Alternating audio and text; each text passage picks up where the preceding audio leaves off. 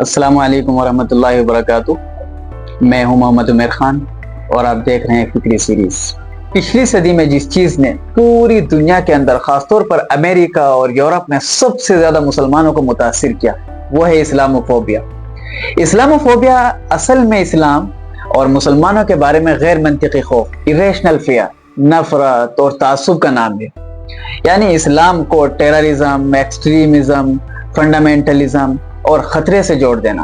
مغربی دنیا میں اس وقت اسلاموفوبیا ایک سوشل ریالٹی بن چکا ہے۔ سیاست سے لے کر میڈیا تک، فلموں سے لے کر سوشل میڈیا تک، ہر جگہ اسلام کو سب سے بڑا خطرہ بنا کر پیش کیا جا رہا ہے۔ یہ موضوع آج سب سے زیادہ اہم اس لیے ہے کہ مغرب میں بسنے والے کروڑوں مسلمانوں کی آئیڈینٹی، ان کی عزت اور ڈیلی لائف اس سے براہ راست متاثر ہو رہی ہے، اور دوسری طرف دنیا کے سامنے اسلام کا اصل پیغام مسخ کر کے پیش کیا جا رہا ہے۔ اس لیے لازم ہے کہ ہم اسلاموفوبیا کو صرف ایک اصطلاح کے طور پر نہیں بلکہ ایک گلوبل چیلنج کے طور پر سمجھیں، اور اس کا حقیقت پسندانہ جائزہ، ریئلسٹک اسسمنٹ نے اسلاموفوبیا یعنی اسلام کے خلاف اگرچہ ہمیشہ سے پائی جاتی اور کسی نہ کسی صورت میں ہر زمانے میں اس کا اظہار ہوتا رہا ہے، لیکن یہ ٹرم سب سے پہلے فرنچ اورینٹلسٹ 18 نے استعمال کی۔ اس کے بعد 1991 میں ایک امریکی رسالہ انسائٹ میگزین میں یہ اصطلاح استعمال کی گئی۔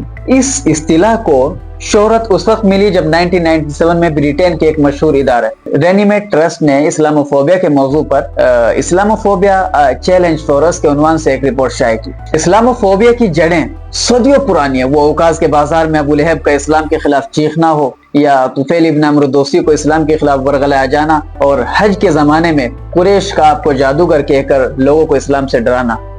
اس زمانے میں پبلک اوپینین کو موبلائز کرنے کا سب سے بڑا ہتھیار اشعار تھے، تو انہی کے ذریعے اس وقت میڈیا وار چھیڑی گئی۔ لیکن ہم وہاں نہ جا کر صرف ماڈرن اسلاموفوبیا پر بات کریں گے، جس کی شروعات ہوتی ہے صلیبی جنگوں، کریسیڈز کے زمانے سے۔ یورپ نے اس وقت اسلام کو ایک بڑے دشمن کے طور پر دیکھا۔ اس وقت چرچ نے اسلام کو ایک خطرناک شکل میں پیش کیا، اور یہی نفرت صدیوں تک ذہن میں راسخ رہی۔ پھر جب اسپین میں جہاں 800 سال تک مسلمانوں نے سائنس اور سیولائزیشن کے مراکز قائم کیے، آخر کار انہیں وہاں سے نکال دیا گیا۔ مسلمانوں کے اخراج کے ساتھ ساتھ ان کی تاریخ اور کارناموں کو مٹانے کی کوشش کی گئی۔ اسلاموفوبیا کی نئی شکل استعمار، کولونیلزم کے دور میں سامنے آئی۔ یورپی طاقتوں نے ایشیا اور افریقہ پر قبضہ کیا تو مسلمانوں کی مزاحمت کو کچلنے کے لیے اسلام کو ایکسٹریمزم اور ترقی کی راہ میں رکاوٹ بنا کر پیش کیا۔ اس نیریٹو نے مغربی عوام کو یہ یقین دلایا کہ مسلمانوں کو سیولائزڈ کرنے کے لیے یورپی اقتدار بہت ضروری ہے۔ اسی زمانے میں مستشرقین اور اورینٹلسٹ کی ایک بڑی لہر اٹھی، جنہوں نے اسلام کو صرف ایک انسائنٹیفک اور ڈوگمیٹک ریلیجن کے طور پر بیان کیا۔ ان کی کتابوں میں پیغمبر اسلام صلی اللہ علیہ وسلم کی شان میں گستاخیاں اور اسلامی تاریخ کو مسخ کر کے پیش کرنا عام بات تھی۔ یہ تحریریں یورپ کے نصاب اور میڈیا کا حصہ بن گئی۔ اسی لیے یورپ میں مسلمانوں کے ساتھ ہمیشہ امتیازی سلوک رکھا گیا اور انہیں یورپین آئیڈینٹی میں ضم ہونے سے روکا گیا۔ یوں کولونیلزم، مستشرقین کی تحریریں اور سوشل ڈسکریمنیشن، یہ سب ماڈرن اسلاموفوبیا کی بنیاد بنے۔ اس کے بعد 9/11 حملے نے مغرب میں اسلاموفوبیا کو ایک نئے موڑ پر پہنچا دیا۔ اس واقعے کے بعد امریکہ اور یورپ میں اسلام کو ڈائریکٹ ٹیررزم کے ساتھ جوڑ دیا گیا۔ امریکہ نے وار آن ٹیرر کا اعلان کیا، جس کے نتیجے میں افغانستان اور عراق پر حملے ہوئے۔ لیکن اس جنگ کے اثرات صرف ان ممالک تک محدود نہیں رہے، بلکہ پوری ویسٹرن سوسائٹی کے اندر ہر مسلمان کو مشکوک اور خطرہ سمجھے جانے لگا۔ اچھا، یہاں پر ایک سوال یہ پیدا ہوتا ہے کہ آخر یورپ اس جھمیلے میں کیوں پڑا؟ کیوں اپنی ساری توانائی وہ اسلام کے خلاف ماحول بنانے میں لگاتا آیا ہے اور لگاتا آ رہا ہے؟ تو اس کی کچھ وجوہات ہیں۔ نمبر 1، یورپ کو لگتا ہے کہ اسلامک سیولائزیشن اور اسلامک پولیٹیکل سسٹم کبھی یورپ کے ساتھ میچ نہیں کر سکتا۔ اسلام کا ہر اصول یورپ کے ہر اصول سے ٹکراتا ہے، اور نیو ورلڈ آرڈر کی راہ میں سب سے بڑی رکاوٹ اسلام ہی ہے۔ اور دوسری بات علامہ اقبال نے کہی ہے نا، ضمیر مشرق راہبانہ، ضمیر مغرب ہے تاجرانہ۔ یورپ جو کہ سراسر مٹیریلسٹک مائنڈ سیٹ رکھتا ہے، آخر اس اسلام سے، جس کے اندر آخرت کا کانسیپٹ، خدا کا کانسیپٹ، جزا و سزا کا کانسیپٹ پایا جاتا ہے، تو کیسے یورپ کو یہ ہضم ہو سکتا ہے؟ تیسری بات، یورپ میں مستشرقین اور متعصب مصنفین نے یہ بات بٹھا دی ہے کہ اسلام ایک وائلنس کا حامی اور تلوار سے پھیلایا گیا ریلیجن ہے۔ اب کیا اسلام واقعی میں تلوار سے پھیلا ہے؟ یا یہ بھی یورپ کی ایک کارستانی ہے؟ اس پر میں نے مکمل پروفز اور ایویڈنس کے ساتھ ایک ویڈیو بنائی ہے، اس کا لنک ڈسکرپشن میں دے دیا گیا ہے، وہاں جا کر آپ دیکھ سکتے ہیں۔ نمبر 4، پچھلی صدی میں یورپ، امریکہ اور برطانیہ وغیرہ میں مسلمانوں کی پاپولیشن بہت تیزی کے ساتھ بڑھی ہے۔ فرانس میں مسلمانوں کی پاپولیشن 5 ملین ہو گئی ہے، جرمنی میں 4 ملین، اور امریکہ میں بھی مسلمانوں کی آبادی کم از کم 5 ملین ہو چکی ہے، اور پھر اس تعداد میں روز بروز اضافہ ہی ہو رہا ہے۔ اس وجہ سے بھی مغربی قومیں مسلمانوں سے بہت زیادہ خوفزدہ ہیں۔ نمبر 5، پانچویں اور سب سے بڑی وجہ یہ ہے کہ یورپ اخلاقی دیوالیاپن، مورل بینکرپسی کا شکار ہے۔ سوشل لائف درہم برہم اور فیملی سسٹم تہس نہس ہو چکا ہے، لوگ پریشان ہیں۔ اب وہ سکون کی تلاش کرنے کے لیے کسی روحانیت کی طرف آ رہے ہیں، اور وہ صرف اسلام کے اندر ہے، کیونکہ ان کو معلوم ہے کہ کمیونزم، کیپیٹلزم اور سوشلزم سب اپنی جنگ ہار چکے ہیں۔ اسی لیے یورپ اور امریکہ میں بڑی تیزی کے ساتھ لوگ اسلام قبول کر رہے ہیں۔ اب دیکھتے ہیں کہ اسلاموفوبیا کے اس یورپی پروپیگنڈے نے مسلمانوں پر کیا اثر ڈالا۔ آئیے ایک نظر ڈالتے ہیں۔ ISPU institute of social policy and understanding کی رپورٹ کے مطابق 9/11 کے بعد امریکی میڈیا میں مسلمانوں کو دہشت گرد کے طور پر پیش کرنے والی خبروں میں کئی گنا اضافہ ہوا۔ ہالی ووڈ کی فلموں میں مسلم کیریکٹر ہمیشہ ایکسٹریمسٹ یا ویلن دکھائے گئے۔ FBI کے ریکارڈ کے مطابق امریکہ میں 2000 سے 2009 تک مسلمانوں کے خلاف نفرت انگیز جرائم میں تقریباً 500% اضافہ ہوا ہے۔ برطانیہ میں 9/11 کے بعد صرف پہلے سال میں اسلاموفوبک حملوں میں 300% اضافہ ریکارڈ کیا گیا۔ امریکہ میں پیٹریٹ ایکٹ کے تحت مسلمانوں کی مسجدیں، اسکولز اور کمیونٹیز پر نگرانی سخت کر دی گئی۔ یورپ میں حجاب، نقاب اور اسلامی شاعر کے خلاف قوانین بنائے گئے،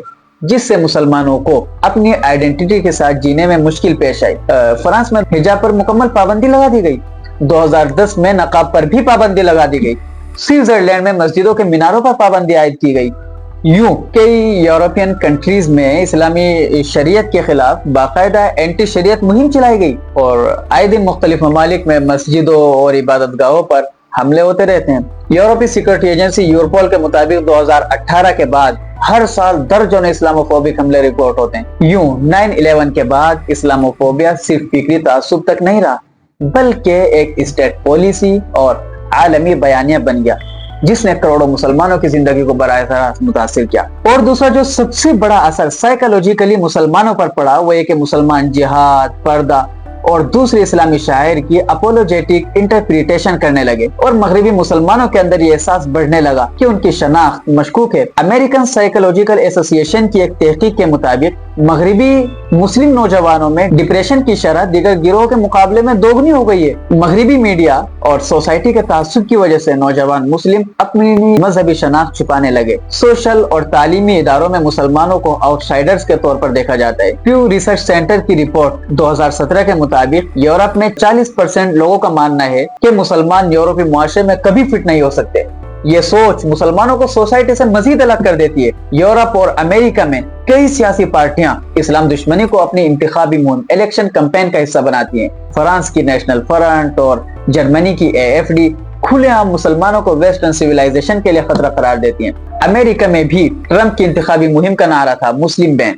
اس طرح بہت سے سیاستدانوں نے مسلم تھریٹ کے نام پر سیاسی طاقت حاصل کی، اور بہت ساری جنگوں کو جائز ٹھہرانے کے لیے اسلاموفوبیا کا استعمال کیا گیا۔ وار آن ٹیرر کے نام پر ہزاروں اربوں کے ہتھیار بیچے گئے، اور اسلاموفوبیا کا ڈر دکھا کر ہتھیار بیچنے کی منڈی لگائی گئی۔ اس کے علاوہ ہالی ووڈ فلمیں اور مغربی نیوز چینلز پر مسلمان اکثر ٹیررسٹ، ایکسٹریمسٹ یا پسماندہ کردار میں دکھائے جاتے ہیں۔ یونیورسٹی آف الاباما کی ایک تحقیق کے مطابق اگر کسی جرم میں ملزم مسلمان ہو تو میڈیا اسے 357% کوریج زیادہ دیتا ہے بنسبت غیر مسلم ملزم کے۔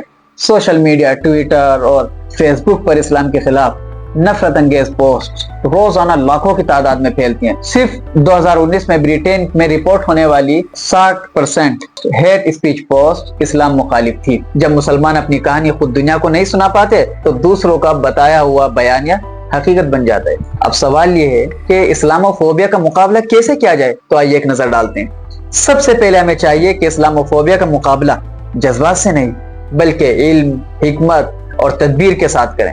اسلام پر ہونے والے اعتراضات کا جواب صرف رد عمل کے بجائے علمی تحقیق اور دلائل کے ساتھ دیں۔ خود مغربی زبانوں میں کتابیں، مقالات اور تحقیقی کام کو عام کیا جائے تاکہ اسلاموفوبیا کی بنیادیں کمزور ہوں اور سائنس، ٹیکنالوجی اور موجودہ مسائل کے تناظر میں اسلامی فکر، اسلامک تھنکنگ کو عام کریں۔ دوسرا ضروری کام، خود کو میڈیا پر بہت مضبوط کریں۔ سوشل میڈیا پلیٹ فارمز کے ذریعے اسلام کا اصل چہرہ دنیا کے سامنے لانے کی کوشش کریں۔ اور دوسری بات، اسلام نے ہمیشہ ڈائیلاگز اور رواداری، ٹولرنس کو فروغ دیا۔ مساجد، ادارے اور اسلامی مراکز انٹرفیتھ ڈائیلاگ کا مرکز بنانے چاہیے تاکہ لوگ اسلام کے قریب آ سکیں اور اسلام کی صحیح تصویر کو سمجھ سکیں۔ اس طرح اسلام و فوبیا کے پروپیگنڈے خود بخود کمزور ہو جائیں گے۔